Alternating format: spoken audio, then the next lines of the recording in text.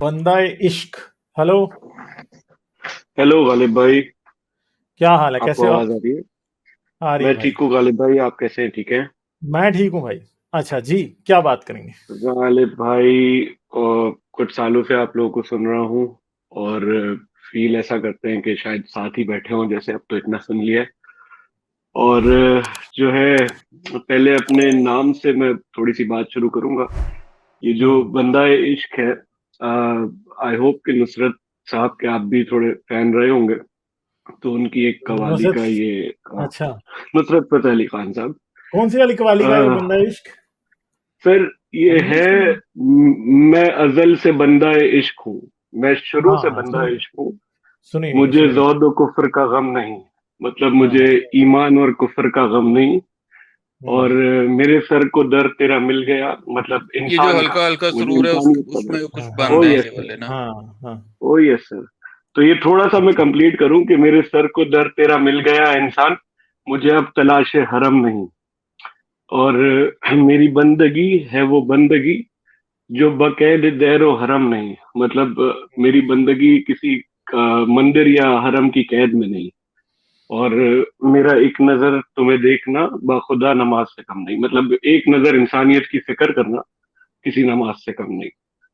तो sir, big fan. और specially substantia साहब का हम्म। और एमएचएस साहब का भी।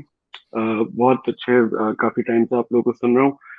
और सर, थोड़ा सा ऑफ द टॉपिक बात करना चाहूंगा। जी जी। टॉपिक तो खैर आपका है कि हम्म। पॉलिटिक्स रिलीजन में होना चाहिए या नहीं। आइडियली तो होना ही नहीं चाहिए। पॉलिटिक्स में हो या ना हो, कहीं भी नहीं होना चाहिए आइडियली तो। और थोड़ा सा सर अपनी जर्नी के बारे में बताना चाहूंगा। जी जी, तो जरूर। आई आई आई थिंक कि वो शायद कुछ लिसनर्स को हेल्प करे। थोड़ी सी बात शायद लंबी हो जाए, तो अगर आपको कहीं लगे कि यार थोड़ा ज्यादा हो रहा है तो आप मुझे बता दीजिएगा। बेसिकली कुछ सालों पहले जो है वो पहली बार एक बार टर्म सामने आई, एक्स मुस्लिम। पहले, उससे पहले तो पता ही नहीं था।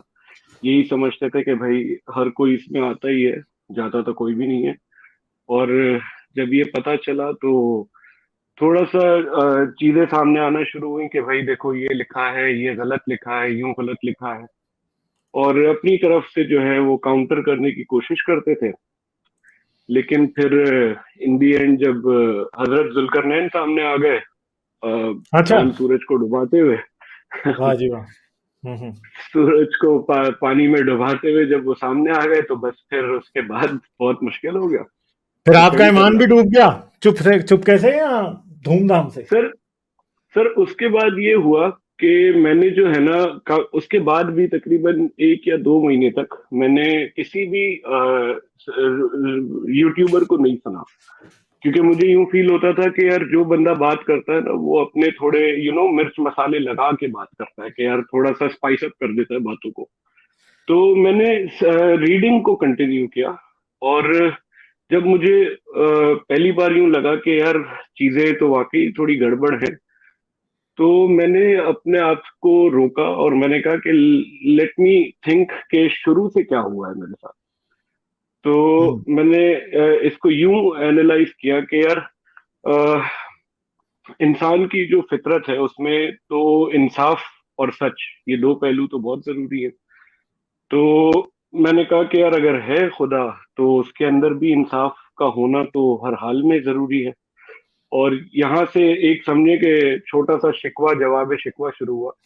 कि मैंने कहा यार, अगर खुदा ने वाकई मुझे जो है, अगर खुदा वाकई इंसाफ करने वाला है और इस्लाम वाकई सच्चा मजहब है, तो उसने अगर किसी को हिंदू घर में पैदा किया तो क्या उसके साथ इंसाफ किया या नहीं किया। तो पहला जवाब आया कि नहीं किया। लेकिन फिर दूसरा हम्म। काउंटर भी आ गया कि अगर वो ढूंढ लेगा सही मजहब को, तो उसको एक्स्ट्रा पॉइंट्स मिल जाएंगे, बोनस पॉइंट्स मिल जाएंगे। तो चलो, कहीं ना कहीं अपने आप को तसल्ली दी। फिर मैंने कहा कि अच्छा, वो ढूंढेगा कैसे? अगर एक हिंदू घर में पैदा हुआ है और वो एक मेच्योरिटी की एज पे आता है और वो कहता है कि यार मुझे तो मेरा मजहब सही नहीं लग रहा, तो अब अगर वो दूसरे मजहब को ढूंढने के लिए निकलेगा, तो क्या उसको वाकई लगेगा कि इस्लाम सही मजहब है? तो पहली चीज जो मैंने सोची वो ये सोची कि यार सारे मजहब कहते थे कि जी पहले मोजे मिरेकल्स होते थे, लेकिन अनफॉर्चुनेटली तुम्हारे टाइम में हम सब ने बंद कर दिए अपनी ये मोर्जों की स्कीम। तो इस्लाम भी यही बोलता है। फिर बाकी मजाहिब ये बोलते हैं कि जी हमने अपने स्पेशल बंदे भेजे, लेकिन अनफॉर्चुनेटली तुम जिस एरा में आए हो तो ये स्कीम भी एंड हो गई है। तो इस्लाम भी यही बोलता है। तो ले दे के मैंने कहा कि यार क्या बचता क्या है इस्लाम को सही मजहब समझने के लिए। तो वो बचता है इसका रिलीजियस टेक्स्ट, जो कि कुरान हो गया और हदीसें हो गई। तो फिर मैंने ये सोचा कि वो हिंदू अगर इंडिपेंडेंटली कुरान और हदीस को पढ़े तो क्या वो मुसलमान होगा। अल्लाह ने उसके लिए इतना चांस छोड़ा है कि वो मुसलमान हो सके इसको पढ़ के इंडिपेंडेंटली, क्योंकि वो अ, शुरू से ये तो नहीं मान सकता कि ये सही मजहब है। वो तो यूं चेक करेगा कि भाई ये सही हो सकता है, ये गलत भी हो सकता है, ये तो पढ़ के पता चलेगा। अच्छा, जब यहाँ पे मैं पहुंचा ना तो मैंने कहा कि यार क्या मैंने कभी ये काम किया है। और मैंने यूं सोचा कि यार किया होगा यार, ऐसा कैसे हो सकता है कि मैंने ना किया हो कभी। इतना टाइम हो गया, मैं इतना स्ट्रांग बिलीवर हूं, तो ऐसा तो हो नहीं सकता मैंने चेक ना किया हो। मुझे यूं डाउट होने लगा ना कि यार किया होगा, शायद मुझे याद नहीं आ रहा।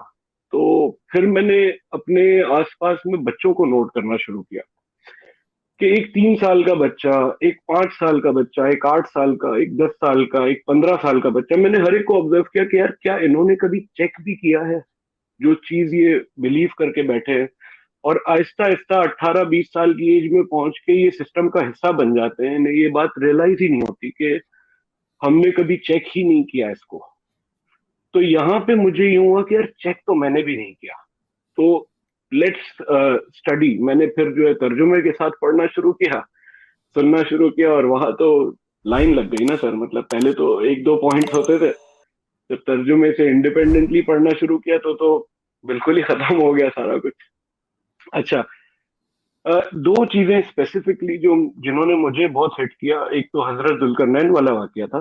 इसके अलावा दो चीजें वो ये थी कि यार मैंने बचपन से ये हदीस पढ़ी कि ये सुना कि जी हुजूर कहते थे कि अगर किसी औरत, कोई औरत चोरी करती हुई पकड़ी गई, तो हुजूर ने कहा कि जो है इसके मेरी हाथ बेटी काट दो, और फातिमा भी अगर करती इसकी तो इसका हाथ काट देते।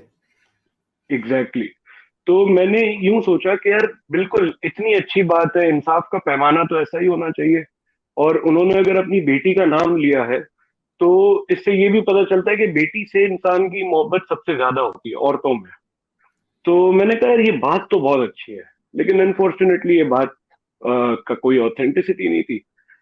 लेकिन जो ऑथेंटिक बात मुझे मिली वो ये मिली कि जी सबकी दो दो शादियां होने दी, लेकिन हजरत अली की दूसरी नहीं होने दी, अपनी बेटी के लिए सौतन नहीं आने दी। हम्म। तो यहाँ पे मुझे पहली हिट लगी कि यार ये मैंने मुझे सिखाया कुछ और था और एक्चुअल में कुछ और है।